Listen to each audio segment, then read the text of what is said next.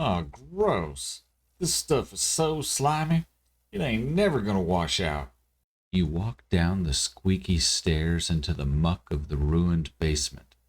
There are oily puddles all over the basement, and as you work your way into the room, one of the puddles reaches up and grabs your leg. You can feel the acidic burn of its oily touch and jump back.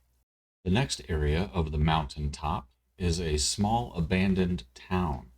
As the party enters, they find a tavern that they think may be a good place to either explore or maybe stop and rest. When they enter the tavern, they notice that there's a large hole in the floor going down into the basement, through which they can see a lot of casks of ale that have been unopened and appear to be intact.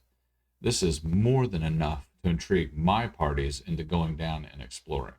Whether they climb down through the hole or find some stairs to go down into the basement, they discover that it is filled with a bunch of oily puddles on the ground.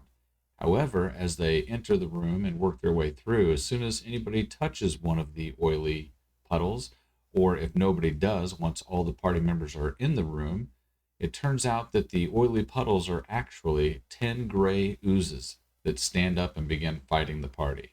When motionless, a gray ooze is indistinguishable from an oily pool.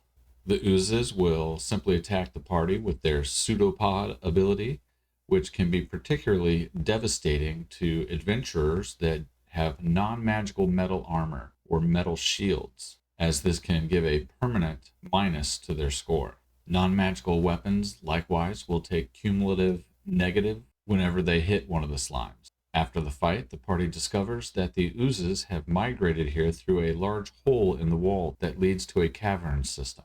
Tomorrow, we'll take a look at adventuring further into the cavern system, so come back and check that out, and you can see more videos in the mega dungeon in this playlist right here.